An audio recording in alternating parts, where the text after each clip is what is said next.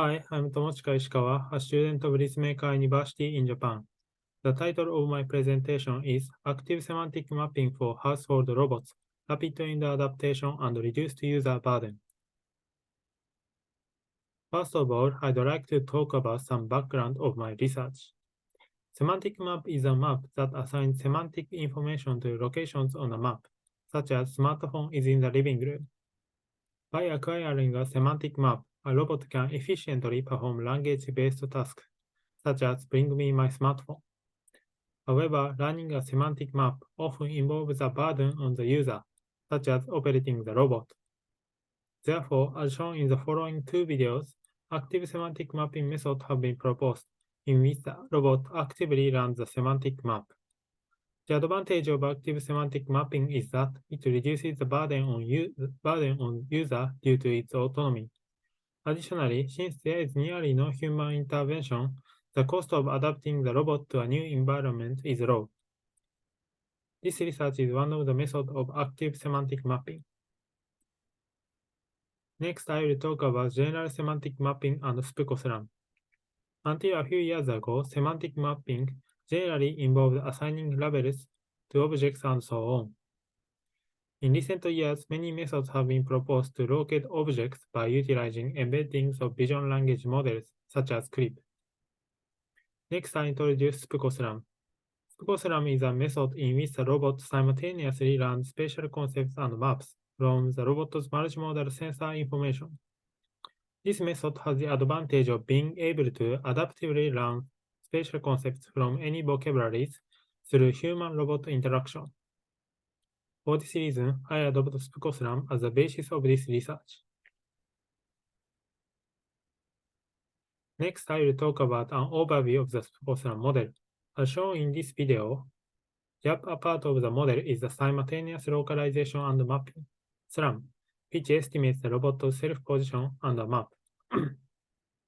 The lower part of the model is for learning spatial concepts. Spatial concepts are learned by categorizing multimodal information, such as user speech, image features, and robot's self-position, which is estimated by SLAM. Learned spatial concepts and maps are shown in this image. Next, I will talk about research purpose of this research. The purpose of this research is to reduce the burden on the user in SPUCOSLAM through active exploration by the robot. There are two burdens on the user in SPUCOSLAM. First burden is that SPUCOSLAM requires the user to teach the robot what this place is like every time the robot learns a spatial concept. This is replaced by the caption of images, which are description of the images. The caption is expected to be a description of the location, such as a sentence, a room with a couch, table, and TV.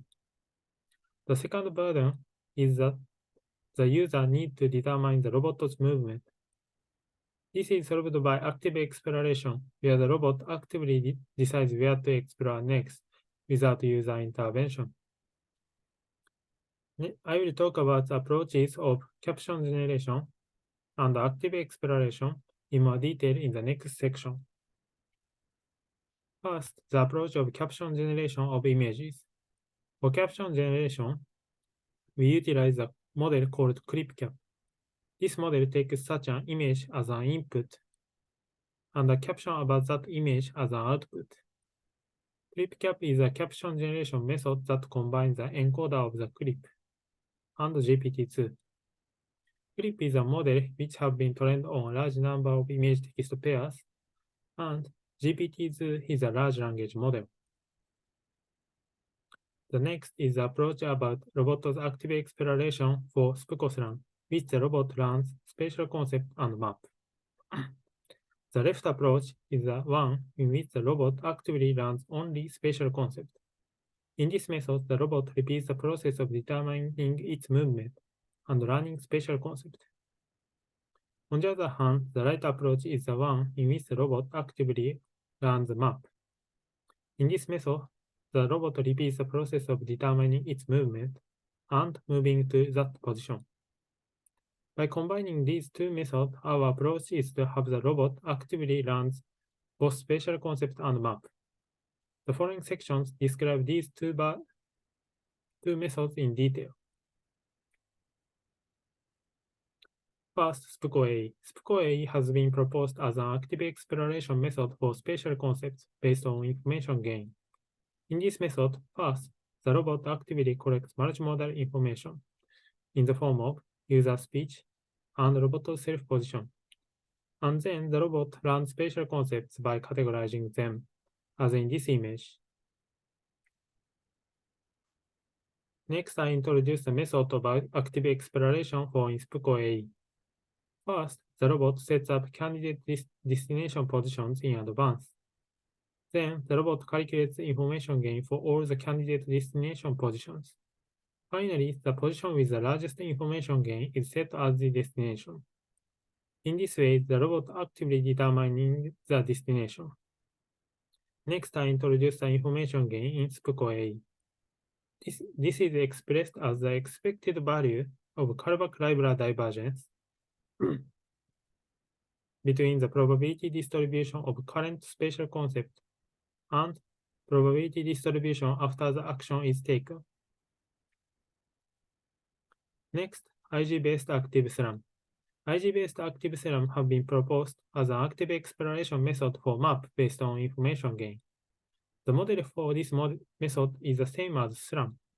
The observation of SLAM is Z, which is a distance sensor called LiDAR, and U, which is control information. Using these observations, this model simultaneously estimates the robot's self-position and the map. Next, I introduce the method of active exploration in IG-based active SLAM.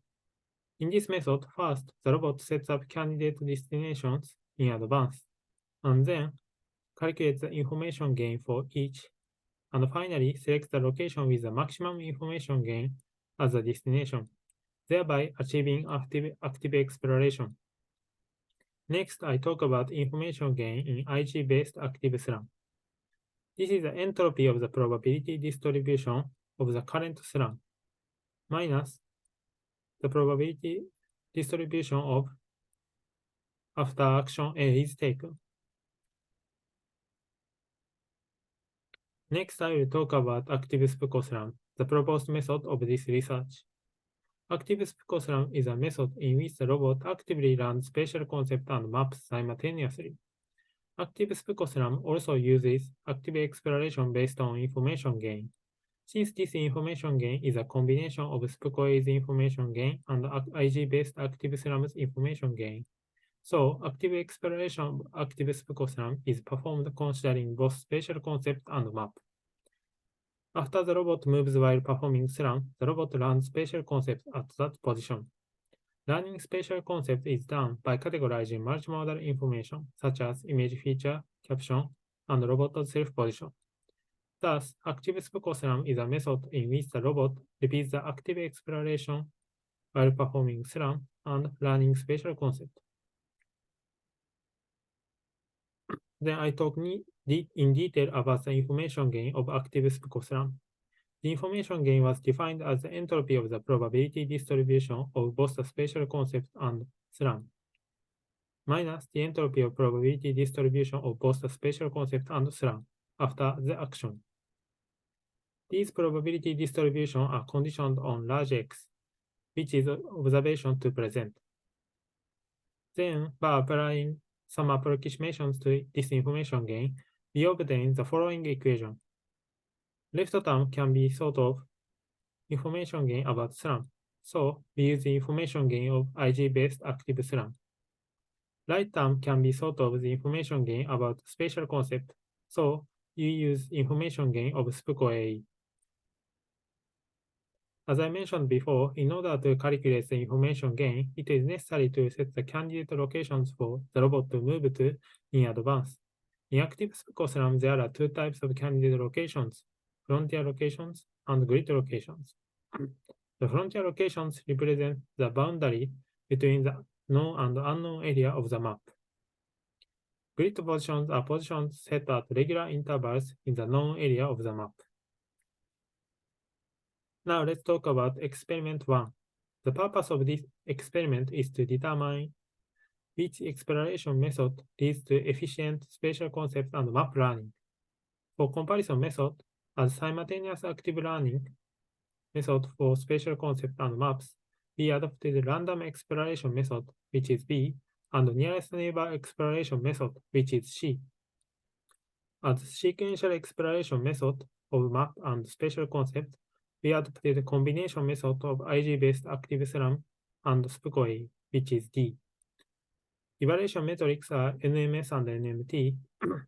Smaller values for NMS and NMT are indicators of efficient simultaneous learning of spatial concept and map. Next, I talk about the results of experiment 1. NMS and NMT have the smallest in active SPCOSLAM. Therefore, we showed that active SPCOSLAM allows us to cover the environment more quickly than a random exploration. Additionally, we showed that simultaneous learning of spatial concept and map by active SPCOSLAM is more efficient than sequential learning method of spatial concept and map. Then we talk about experiment 2. The purpose of this experiment is to verify the extent to which the proposed method and the modified version of the proposed method reduce user workload. First comparison method, B, is a method in which the combination of user instruction and auto movement. Second comparison method, C, is a method in which is the combination of user instruction and user movement. The evaluation metrics were UIT, which is the time it takes the user to teach the robot, and UDT, which is the time it takes the user to move the robot. Next, I talk about the results of experiment 2. Active SPCOSLAM was able to reduce the time required to teach the robot and move the robot to 0 seconds. This means that compared to base SPCOSLAM, active SPCOSLAM reduces the user's time commitment by about 2 minutes per spatial concept learning.